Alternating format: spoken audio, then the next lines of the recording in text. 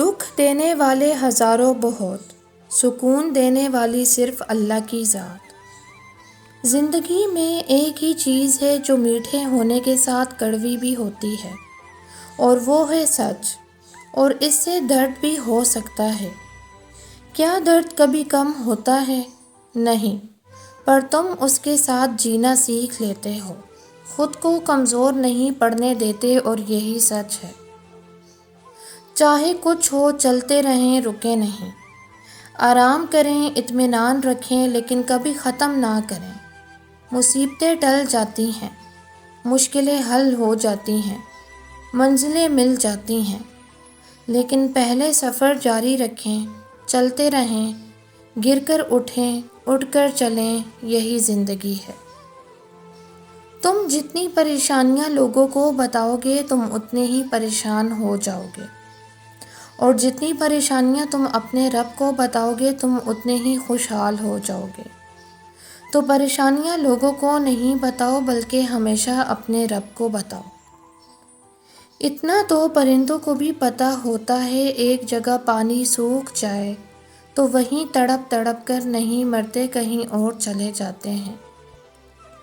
کسی جاہل ہی کے گھر میں عورت ذلیل کی جاتی ہے، جبکہ نیک لوگوں کے گھروں میں عورت امیر اور راجکماری تصور کی جاتی ہے۔ تبھی تو یہ محاورہ بولتے ہیں، انہیں صرف باعزت لوگ ہی عزت بخشتے ہیں، اور کمینے لوگ انہیں ذلیل و رسوا کرتے ہیں۔ دوسرے آپ کے خلاف تب ہی بولتے ہیں جب آپ ان کے اختیار میں رہنے سے انکار کر دیتے ہیں۔ شدید نمکین سمندر میں اپنا میٹھا پانی مت ڈالتے رہیے، ایسے سمندر میٹھا ہوگا نہ آپ کو اپنی قربانیوں کا کوئی اثر دکھائی دے گا۔ دروازے کئی کھلے ہوتے ہیں، کبھی کبھی ہم میں نکل جانے کی سکت ہی نہیں ہوتی۔ جب تم پر مٹی ڈال کر تمہارا منہ اور بدن زمین کے 1.5 فٹ نیچے دفن کر دیا جائے گا، تو تمہارے پاس اپنے ایمان کے علاوہ کچھ نہیں ہوگا جو تمہیں بچا سکے۔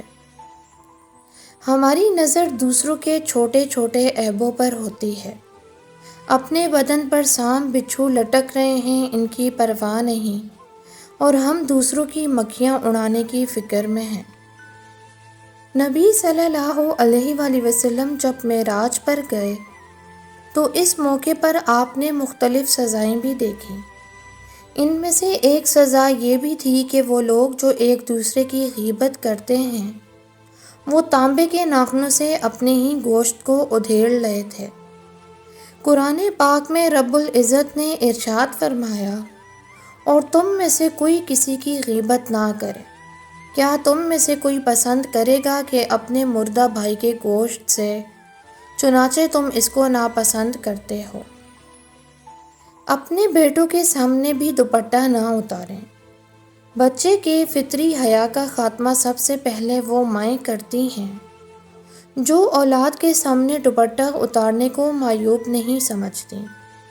بڑا گلا پہن کر عجیب و غریب انداز میں بستر پر پڑی ہوئی موبائل میں مگن ماں اس بات کا احساس ہی نہیں ہے کہ بچہ یا بچی کے ذہن میں اسے دیکھ کر کون سی نئی سوچ ابھر رہی ہے، اور ابلیس اس کی جستجو میں کہاں تک لے جانے والا ہے، ذرا غور کریں۔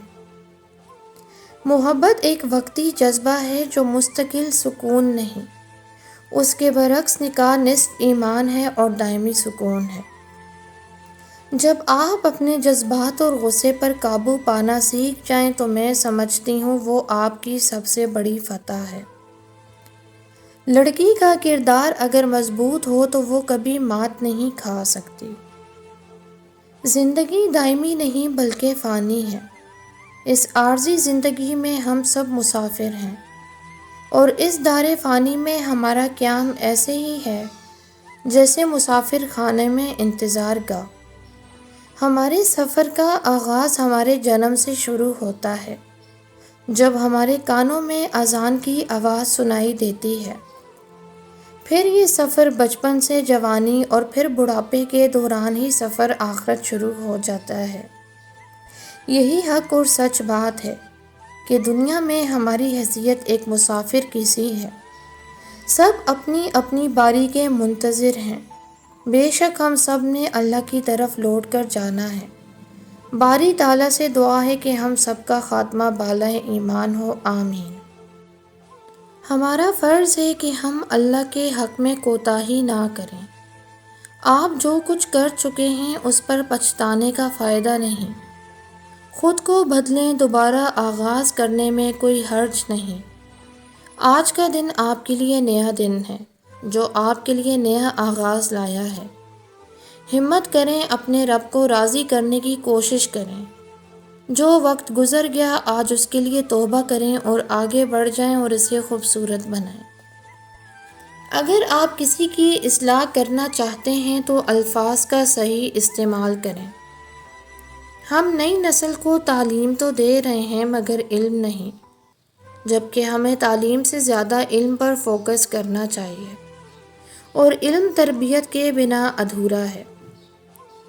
کردار کی تشکیل، بہترین پرورش اور شخصیت کی تکمیل ترقی کے وہ سنگ میل ہیں جو اس بات کا تعین کرتے ہیں کہ انسان خود کو پہچاننے میں کہاں تک کامیاب ہوا ہے۔ لمحہ بہ لمحہ نفس سے لڑنا جہاد اکبر کے زمرے میں آتا ہے۔ نفس امارہ کی اس جنگ کے معرکے میں جیتنے والا صابر کہلاتا ہے۔ جو اپنی خواہشات کے سامنے ہار جاتا ہے اسے آخر کار ذلت اور رسوائی کا سامنا کرنا پڑتا ہے۔ ہمیں چاہیے کہ ہم کوئی اچھا کام کرنے کی کوشش کریں تاکہ کوئی آپ کا اچھا کام دیکھ کر اچھائی کی طرف جائے، نہ کہ برائی کی طرف۔ ہم سب اپنے اعمال کا حساب دیں گے، ورنہ جو لوگ کسی برائی کی بنیاد رکھیں گے جس کی وجہ سے لوگ برائی کی طرف راغب ہوں، ان کا حساب بھی ہمارے کھاتے میں لکھا جائے گا۔ ترقی کی اس دوڑ میں کچھ لوگ اپنے خوابوں کی تکمیل کے لیے کسی بھی حد تک چلے جاتے ہیں، اور اکثر لوگ منزل پر جلدی پہنچنے کی خواہش میں غلط فیصلے کر لیتے ہیں اور اپنا نام اور حیثیت کھو دیتے ہیں۔ آگے بڑھیں لیکن اپنا رخ صحیح سمت میں رکھیں۔ غلط سمت میں جانے سے بہتر ہے کہ تنہا چلیں۔ انشاءاللہ ایک دن آپ منزل پر ضرور پہنچ جائیں گے۔ کسی وجہ سے اگر منزل پر نہ بھی پہنچیں تو کم از کم عزت اور وقار تو برقرار رہے گا۔ زندگی جہد مسلسل سے عبارت ہے۔ میری نظر میں ایک جگہ ٹھہرنے یا ایک مقام پر رک جانا گویا زندگی کا خاتمہ ہے۔ میرا نظریہ زندگی یہ ہے کہ تلخ حقیقتوں کا سامنا کرتے ہوئے اپنے لیے بہتر زندگی کے لیے کوشش کرتے رہنا۔ انسان کو ہمت نہیں ہارنا چاہیے۔ آزمائشیں زندگی کا حصہ ہیں، ہمیں ثابت قدمی کے ساتھ اپنی جدوجہد جاری رکھنی چاہیے۔